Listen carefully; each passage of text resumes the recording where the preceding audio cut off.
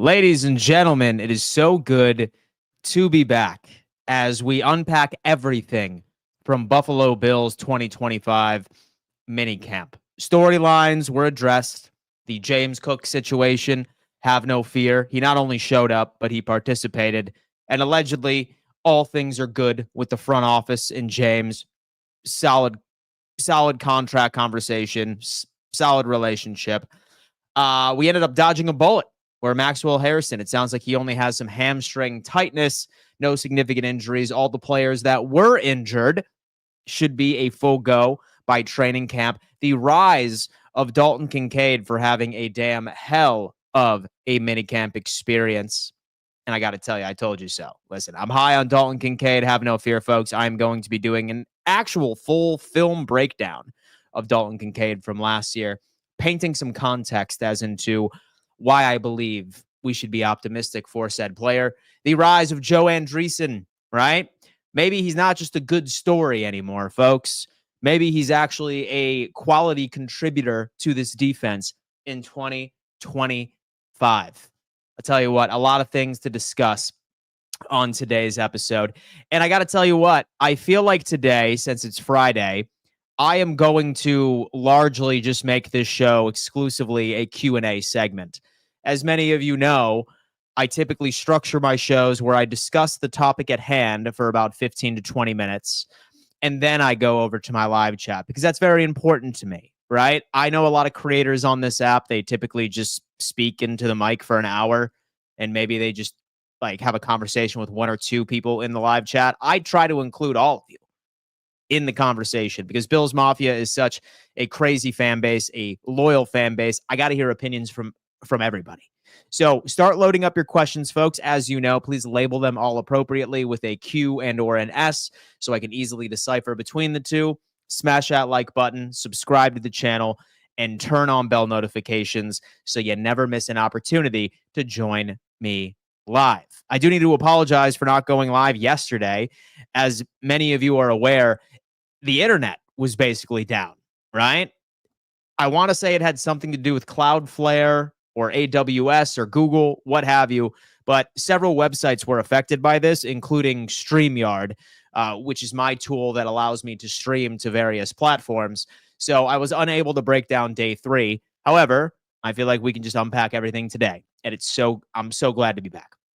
I really, really am. Let's go on ahead. Let's dive in to this Q&A segment, folks. Please label them appropriately with a Q and or an S. Let's lock it in. We have Zay the GOAT. What's up, Zay? Hope all is well, my friend. Give me some good news to hear while I am at work. Well, my friend, I'm sure you've probably heard all of it so far, but hands down, the most encouraging news is that it appears that a holdout for James Cook is not happening at all, right? I feel like all of us were at odds this offseason, terrified that James Cook was upset with the locker room, upset with the front office, and there was going to be some sort of toxic culture that was built into it. But sounds like he is all on board. Now, do not be surprised because those fools over at HBO for Hard Knocks, don't be surprised if those fools try to make something out of nothing, all right? Get under his skin and try to have him make a statement for the sake of Hard Knocks. However, I'm glad that whole nightmare is over with and largely was built off of speculation. We had no idea what was going through James Cook's mind, but it's nice to see that he is here. We have John Marlowe has come in. Coleman and Kincaid are going to rock this year. And don't forget Palmer and Shakir catching backs. I'm excited about Jackson Hawes.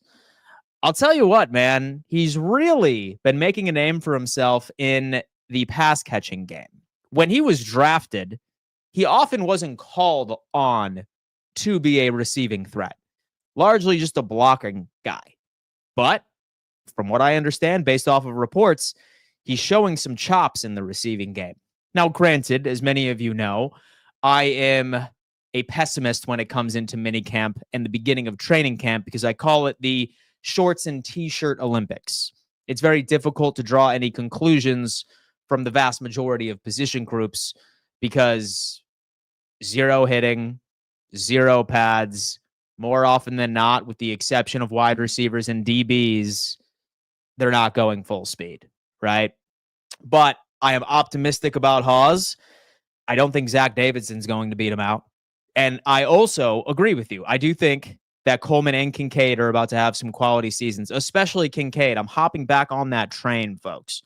I really, really am. And I will actually be releasing an episode, I think sometime early next week, where I break down all of the targets of Dalton Kincaid last year and why I still remain optimistic. Guys, like as many of you know, like I started this whole brand about 5 or 6 years ago. And this offseason, I actually have a surprise for all of you. I have actually been taking a very expensive course, but I suppose it's a tax write-off, into reviewing and watching film. I made the investment. All right, folks, I made the investment. I realized I needed to at least be subpar in X's and O's. So I paid a pretty handsome fee for a 3 to 4 month program starting back in February. And I like to think that I'm pretty damn good right about now. I'm not going to lie. So next week, we're going to start diving into some film that I think you guys are going to enjoy. Spidey Mud, I love seeing your subscriber numbers going up every time I watch your videos. Keep it up, Dan. Spidey Mud, I appreciate that, man. Thank you. Thank you, man. It's crazy. And so I think that I welcome new people into the show each and every single day. And I'm so excited that everybody is vibing with the content, man. You know, now we need each other more than ever because it is indeed going to be the doldrums of the offseason. Like this is the 5-week period where nothing happens. So we're just going to have to be breaking down some film. We're going to have to be breaking down some speculation and the whole nine. Big Daddy D, wishing you a good morning from Forestville. Dan, let's go. Big Daddy D, I hope you are having an even better morning than myself, my friend. Is Bobby on the hot seat this year if offense repeats and defense repeats? It's tough to say. It's tough to say, right? What saved Bobby Babich last year was, while he certainly had his struggles with run defense and then also stopping third down conversions, he made up for it in his turnover differential. Like his defense has ball hawks and like he schemes them into positions where they're more likely to make plays on the ball. So that was his saving grace last year. Part of me wants to say that a lot of it might have had to do with personnel opposed to scheme. But I think his leash is a tad longer than you would assume. Cody, I would love to see the Bills somehow find a way to sign Jair Alexander. We have Cody Gouda. I don't think that's going to happen because number one, this Buffalo Bills team has about like $2.5 million able to spend right now. And while he was released from Green Bay and while he does have a significant injury history, some other team is going to outbid us, no questions asked. And if Buffalo does sign anybody, say that they put out some sort of big contract, it's going to be toward James Cook. Like that's how I think this organization is going to go. Because we're pinching pennies right now. I think how it turns into it, I think that we have about 86 players right now that are on roster. I actually put together a full Google sheet of the current roster of what players fill, and we could take a look at that here in a bit. But for the most part, it sounds like our cornerback room is fine. Don't sleep on Trey White. Guy has been playing very, very well. And if people are concerned about his injury history, you should be way more concerned with Jair Alexander's, because he has not played a full season of football in 3 years. So something to consider. And Trey is coming off of a full healthy season. We have Pete Kimmel. Does it look like Landon Jackson is going to be that guy? So I'll tell you what, Pete Kimmel, I sincerely hope so. And based off of how he looked in college, I could assume that he is going to be making some contributions. But again, it's so tough to draw conclusions on the trenches during like mini camp, and especially at the beginning of training camp, right? Because it's zero pads, and how much can we really get from just individual defensive line drills, right? Like some, like with athleticism. We have heard, right, from Babich himself that he could see Landon Jackson potentially being a 3-down defensive end. But then again, like we've heard things like this all the time about players in June, but then when it comes down into 53-man roster cut down day, that player is nowhere near it. But I am optimistic I just have to see what he looks like when he puts some pads on, right? Because it's tough to draw conclusions in minicamp in general, but it's especially hard to draw conclusions with all of the players in the trenches because there's no pads. It's tough to say. But my excitement for Landon Jackson mirrors yours, my friend. I promise you that. Bills Mafia Madness has come in with a question. Who will have more of an impact at the end of the year / playoffs, Knox or Kincaid? I'll tell you what, I'm going to have to go with Kincaid here because he is truly the receiving weapon for this team, right? Unpacking every single target that he had last year, Joe Brady, if you were to ask me, kind of gave him a juvenile route tree, right?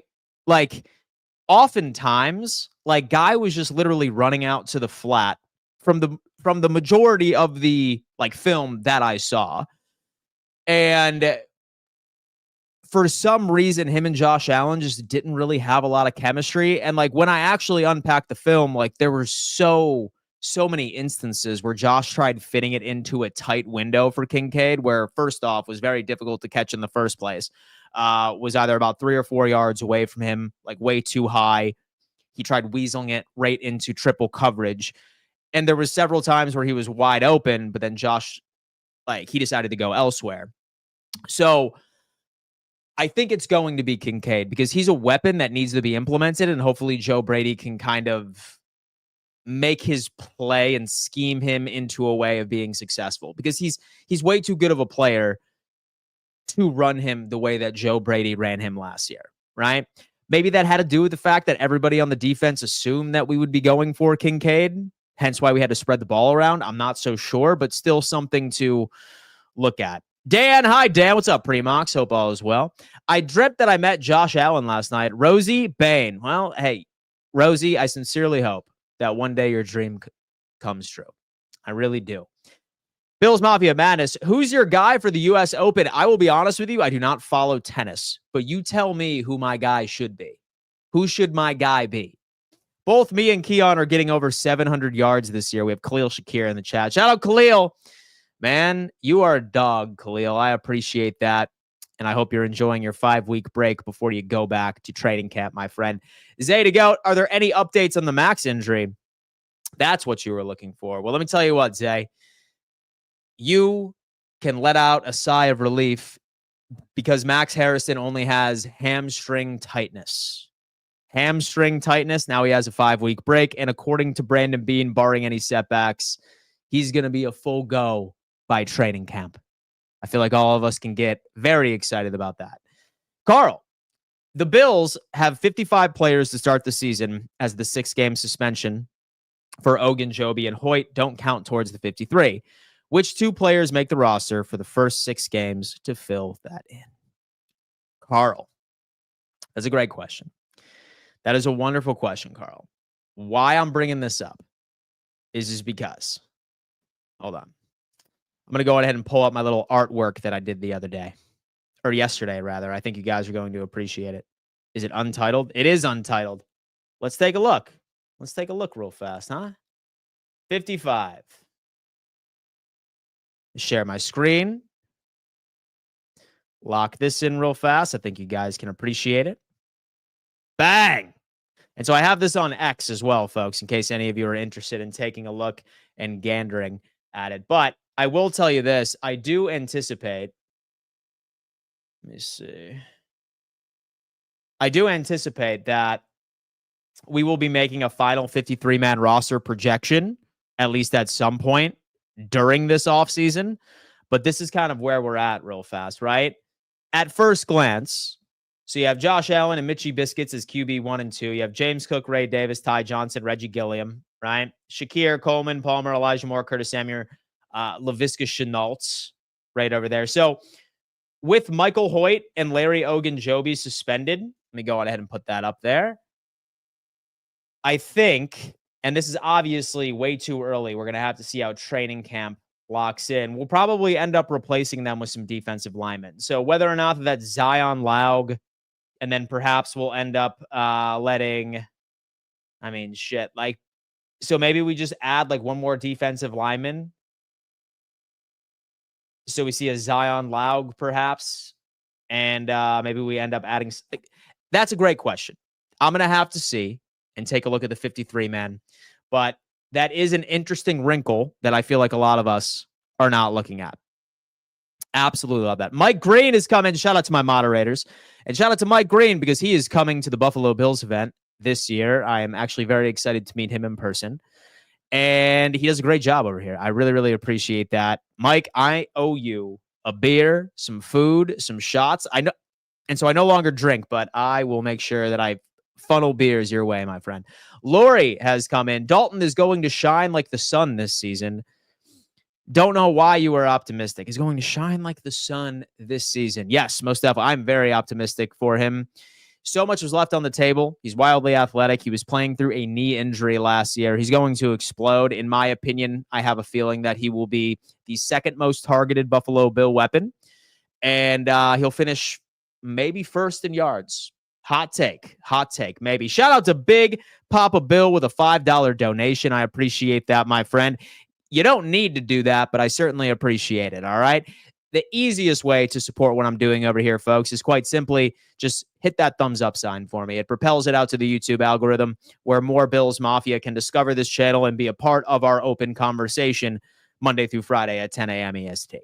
Big Papa Bill, 2025 Bills are going to be the 2024 Eagles, going to be the most balanced team and dominate through the playoffs and win their first Super Bowl. Man, I love that. Which Bills rookie are you most excited to see get on the field this season? So the cop-out answer would be Max Harrison, but I really am excited about Max Harrison. But next, I'd probably say Landon Jackson. As well. I don't know. And do you think Daquan Jones should get cut?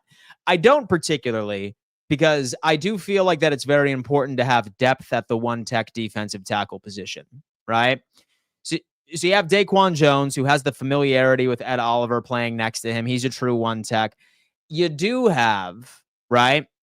Of course, you have Deion Walker, but he's a rookie, right?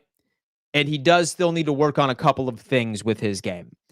So I wouldn't feel comfortable if a rookie was first on the depth chart for one-tech defensive tackle, and then we would need to have Zion Laug as the next guy. Because TJ Sanders and Dwayne Carter, don't really trust them playing that one-tech position. I don't. So, no, I think that Jones is safe for at least one more year. Hector Gonzalez, good morning, Dan, listening from Providence, Rhode Island. Go Bills. Hector, I hope that you're having a wonderful day in Providence, Rhode Island, my friend. I sincerely do.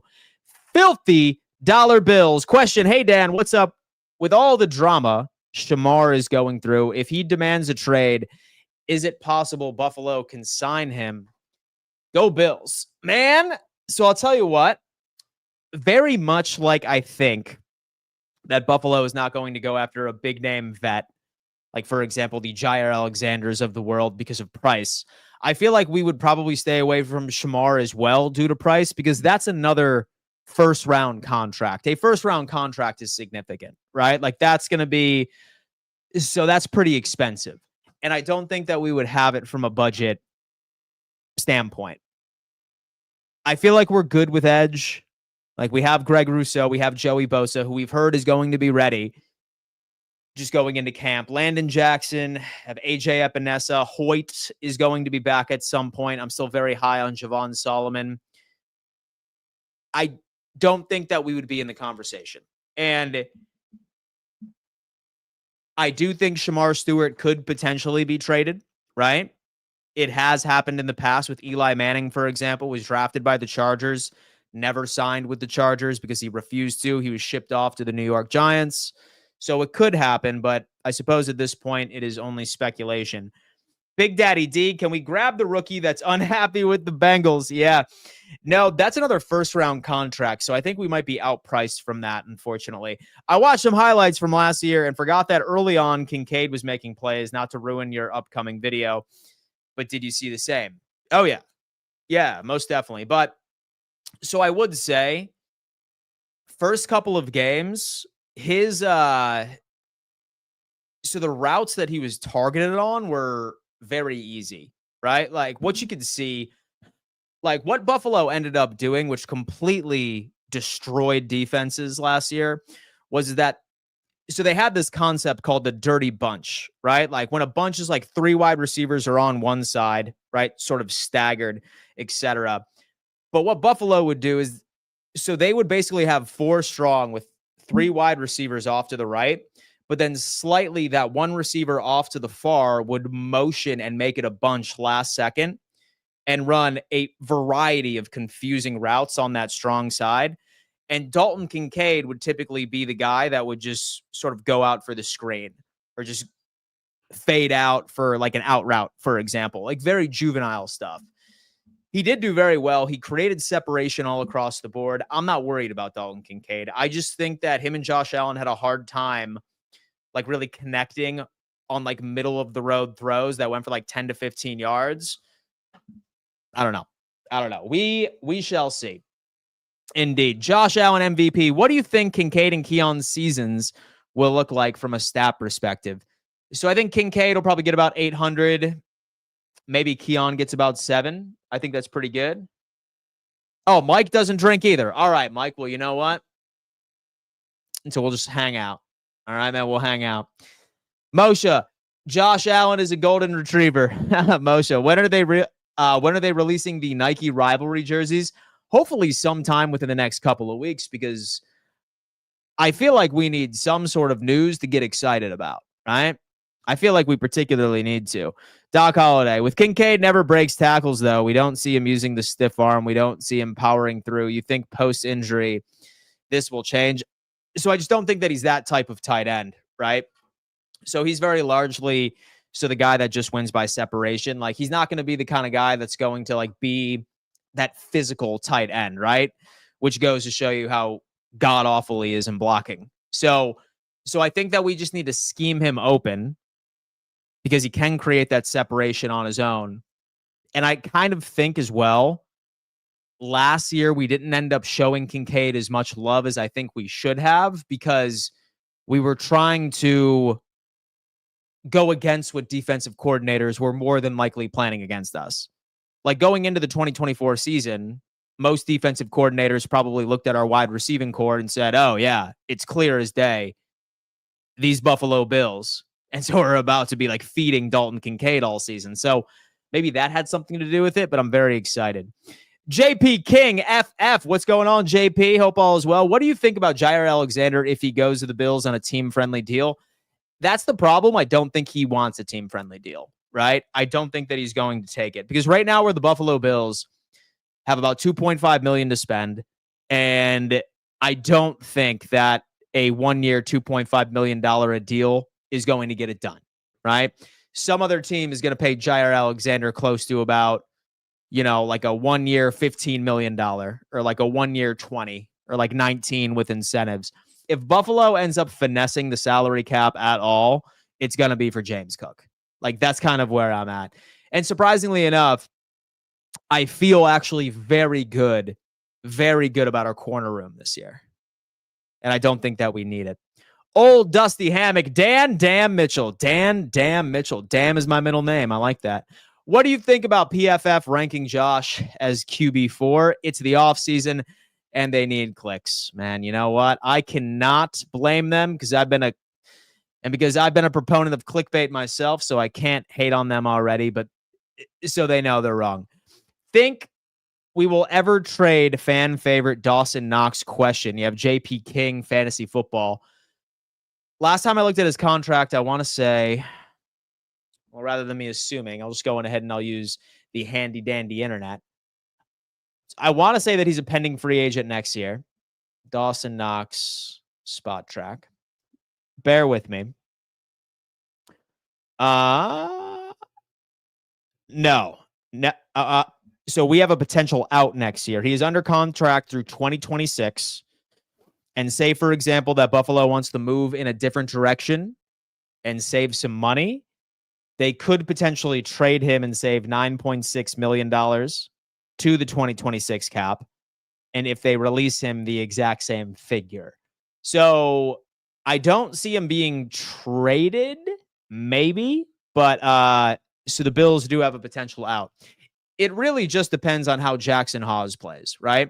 If Hawes goes out there next year, or excuse me, right in 2025, and he is just a stout blocker, and he actually does have some chops right in the receiving game. And so I could see a world where Dawson Knox does get released or traded next offseason. But it all depends, of course, how Hawes plays. How do they sign people midseason if there is no more cap space? So typically, so there's certain ways, like say for example that somebody like gets injured, right? And a lot of their salary is based off of per game. Sometimes they do get injury settlements, and that ultimately ends up helping out the Caps. Sometimes they could do like a brief restructure as well. So many different ways of how teams can do it.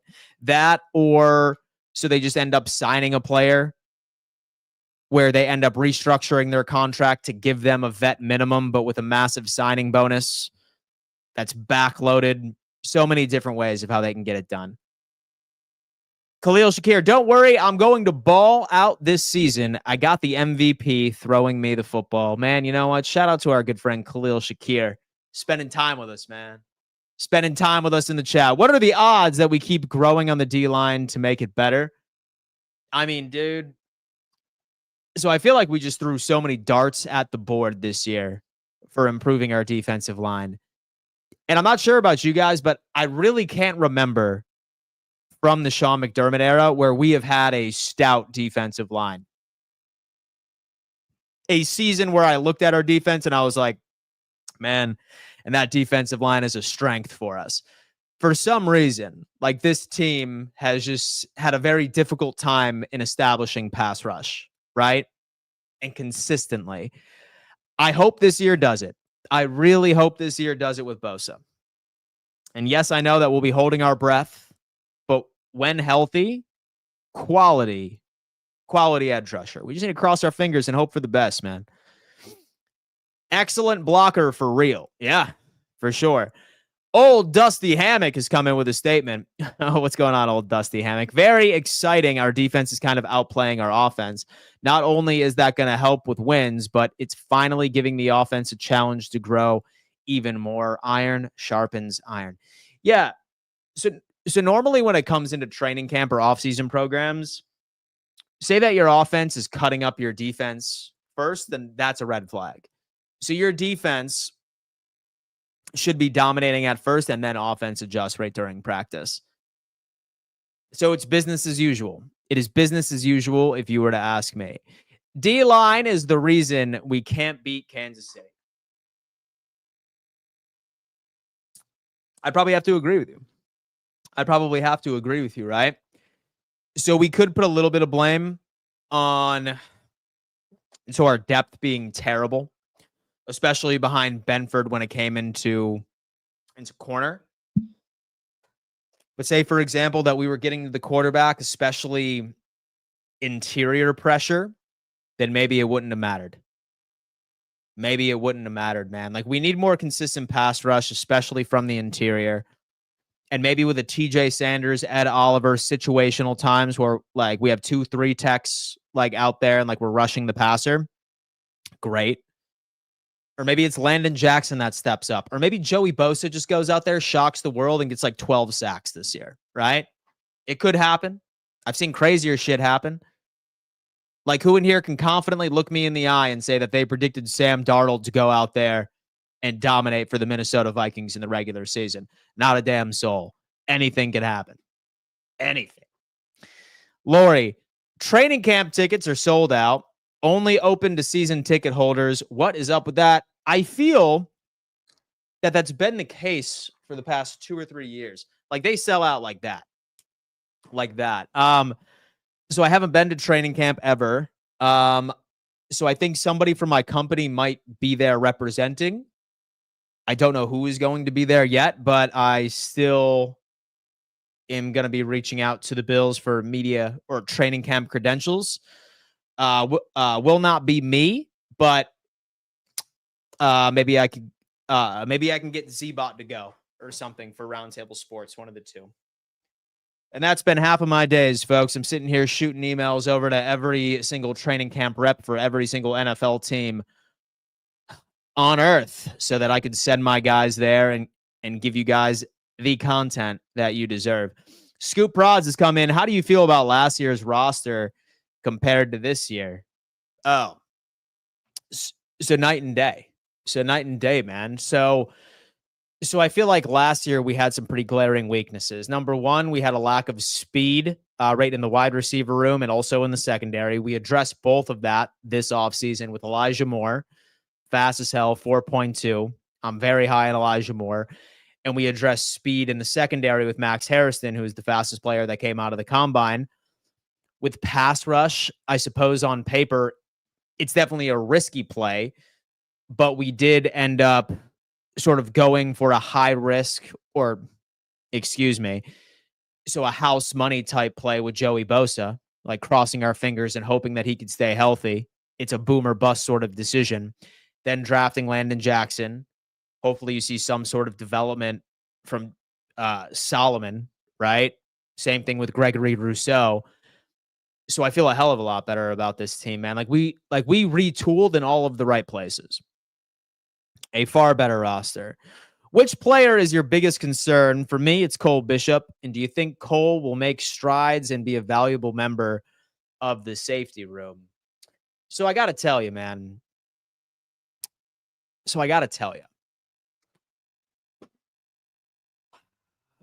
Like last year, he struggled in coverage. Like he is a true strong safety. He is, right? But Taylor Rapp, at his point of his career, he's a better strong safety. Some people are assuming or trying to insinuate that the safety tandem could potentially be Cole Bishop and Taylor Rapp. I don't know if I trust Cole in coverage specifically. I want to be wrong. I want to be wrong because I have a lot of, I love the prospect. But we're just going to have to see. And as far as Derek Forrest is concerned too, folks, I started looking at some of his film from the season where he dominated over in Washington, and his 4 interceptions, guys, 2 of those interceptions were absolutely give-me's.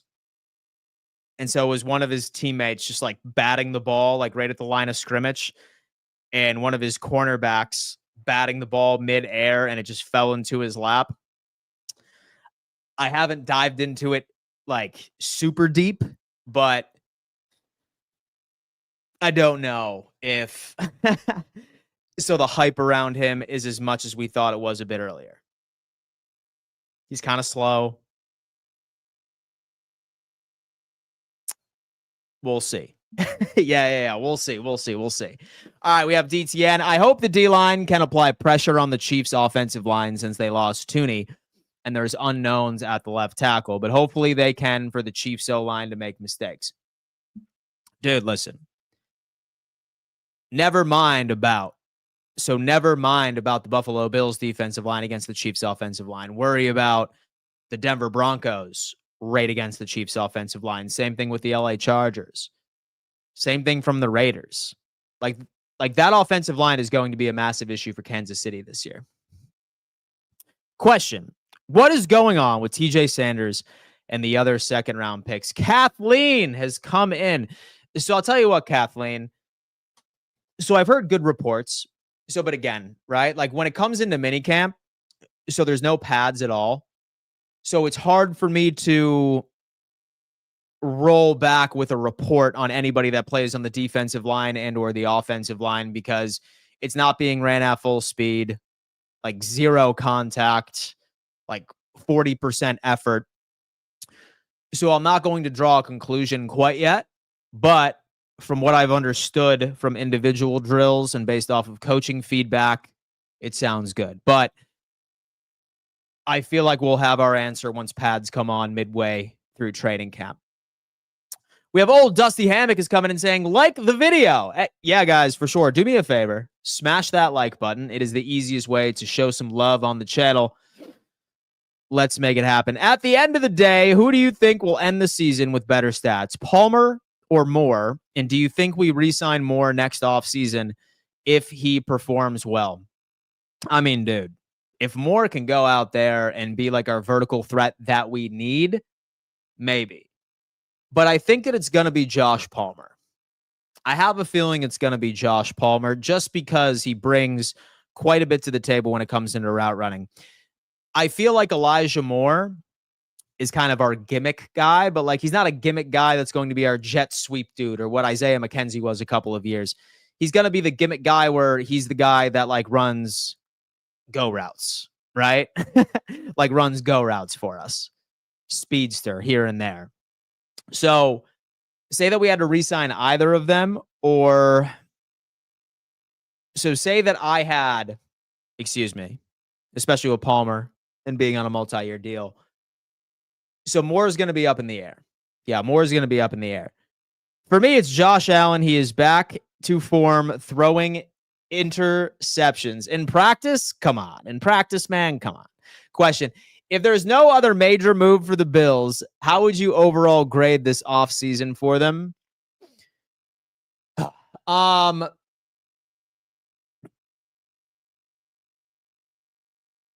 So based off of available funds, so because I'm not going to lie to you, I did not think that we were going to be as busy this offseason as we were, because I didn't know how Brandon Beane was going to do it. But that's my mistake. I should never doubt his business genius in finding ways, because so we went into this offseason with like 5 players or 6 players, excuse me, key players that needed a contract extension. And like I was already accepting that we would have had to say goodbye to 2 people. Somehow he signed 5 of the 6 to contract extensions and locked them down, and was still able to bring in some quality free agents and draft players that fit a need almost immediately. Shaq Thompson, for me, like being linebacker depth, was almost like the cherry on top as well. And when I look at our rooms, as far as what I'm predicting is going to be our final 53-man roster, I got to tell you, so the only position group that really bothers me or makes me nervous is the safety room. And that's a good thing. Like so many teams, like you can ask your fans, like, hey, like what position groups are you the least comfortable with right now? Many would say, oh man, it's the offensive line. And so I hate our linebackers. And so I want a better running back.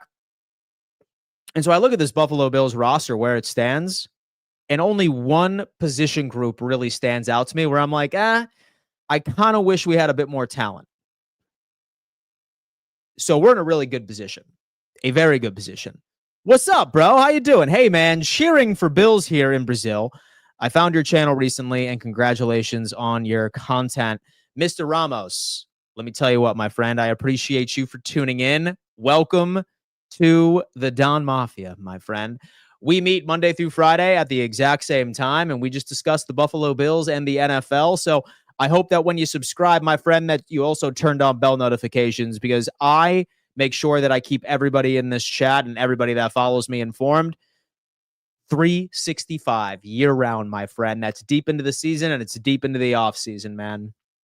And I know now that with everybody joining this show, y'all are the true football fanatics, right? Because this is truly the dead season. This is truly the dead season of football. Just 5 weeks of absolutely nothing. So if anybody's in here right now, then I know y'all are some serious ball fanatics, and I love that because so am I. I like surrounding myself with like-minded individuals. Spidey Mon, which do you think is going to have more of an impact on the team, the offense or the defense? So I think it's going to be the offense, but I want it to be the defense, right? I want it to be the defense. Because based off of the moves we've made and based off, like, guys, right as I've been diving into film, when you hear somebody from a surface level say that Joe Brady is a genius, he really is. He really, really is a genius. Like, he is, for lack of a better term, and sorry for cussing, he mind fucks defensive coordinators on a daily. Which is half of the reason why I'm surprised that he did not get a head coaching job like this past offseason, right? He is so damn good. And now that we add some even better personnel, I have a feeling that we're going to pick up exactly where we left off. still be a regular 30-plus point type offense. But I need our defense to be the impact this year, especially our pass rush. Get to the damn quarterback, right? I've said it a couple of times already. I don't need the Buffalo Bills to go from 27th in stopping third down conversions to 3 or 2. But what I would like to see is Buffalo go from 27th in stopping third down conversions to 15, to middle of the pack in the league. That, in my opinion, is what gets you to a Super Bowl. I'm not looking for us to be a top 3 unit in pass rush. I'm not. But I want a slight improvement. Let us have an average pass rush, because last year we did not have a good pass rush, right? Give me an average and we're good. And we are solid. And thankfully, we have a very easy schedule as well. Question: what is going on with TJ Sanders' contract and the other second-round picks? I wouldn't be surprised if it gets done soon. I think that there's still like 50 rookies that still haven't had a contract. It's probably just like language, or so the underlying language, etc. TTN. So I understand Mac Hollins hasn't been participating throughout the offseason. However, I loved his leadership mentoring the young wide receivers when making mistakes. Ryan Reed, I think you're going to be very surprised with TJ Sanders. Well, look, Ryan, listen, I love TJ Sanders. When we drafted him, it just didn't really make a lot of sense to me, because I was kind of like, oh, like we already have Ed Oliver and Dwayne Carter. Why are we like once again including a 3-tech defensive tackle? So when we needed a defensive tackle like Daquan Jones, since he was on his final year of his contract.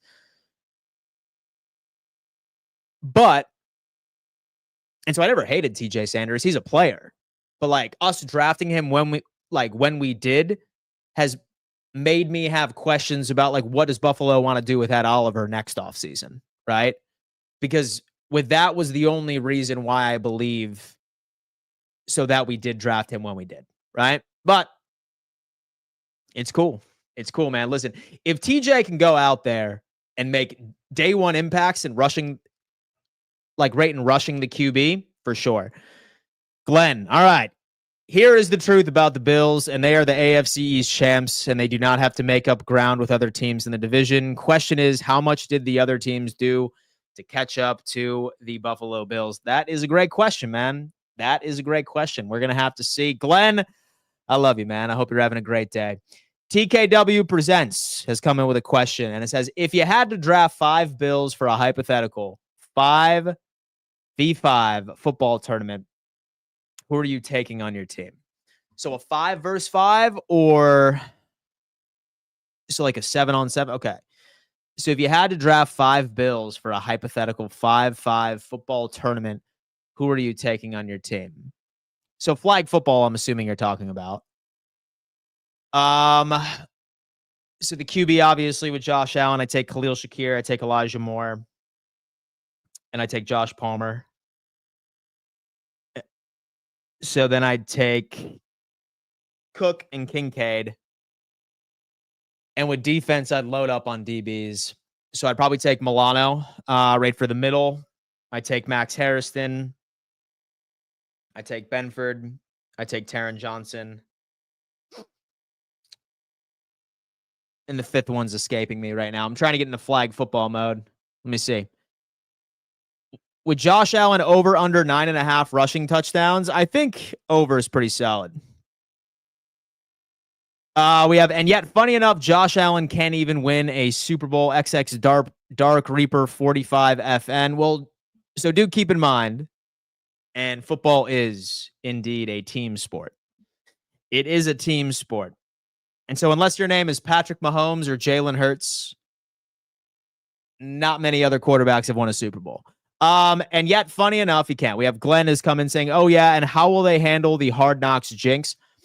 So when it comes into Hard Knocks, I don't particularly think that there is a jinx, right? Because, like, right up until this year, so a team was only eligible for Hard Knocks if they ended up missing the playoffs entirely the year before, right? And in the history of the game, and there has only ever been 4 teams ever that have ever missed the playoffs the year before and won the Super Bowl the following season. So it's more of a game of probability. Now that this is the first year where they are showing a team on Hard Knocks that has actually made the playoffs, I don't think that it will apply. Let's hope not. Joe Brady for sure held out and wanted a better situation whenever he takes a head coaching job. Let's talk about it. Could you see a world where Forrest starts over Cole? Cole hasn't given us much of a reason to start him other than his draft placement. So we have Ants Pants. So I was very excited about Derek Forrest as soon as when we signed him, because what I ended up doing was, so I looked at his stats or his box score stats from the 2022 season where he last played, right? And I saw 4 interceptions. I was like, dude, he's the guy. But then, unfortunately, I started looking at the film. And his 4 interceptions that year, 2 of them were not really much where I would be like, oh my God, like that was a crazy pick. Like that was a wild athletic play. Right out of the 2 picks that he had, well, actually, I'd probably even say this. 3 of the 4 picks he had in 2022 were nothing to like, and so I say ride home about. And so the 2 of the picks were tipped by a teammate and it just fell into his lap.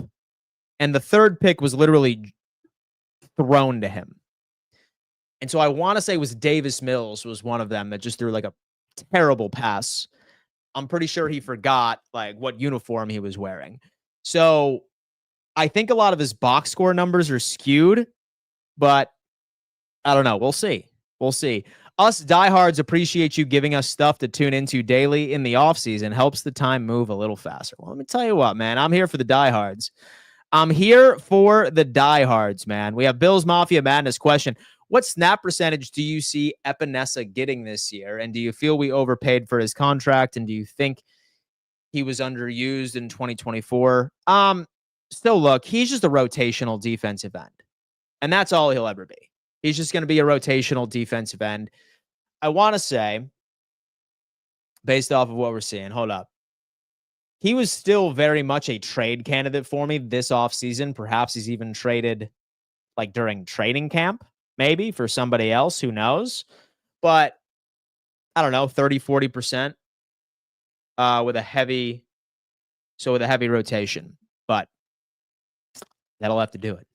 Folks, I sincerely appreciate all of you for tuning in and showing love today. That is going to have to do it for the Don Mafia Report. I may be live a little later today on the channel to unpack a couple of other things, but it is now official. We are in the doldrums of the offseason, 5-week period where nothing happens. But I promise you, I will make sure that I keep you as entertained as possible leading up into training camp.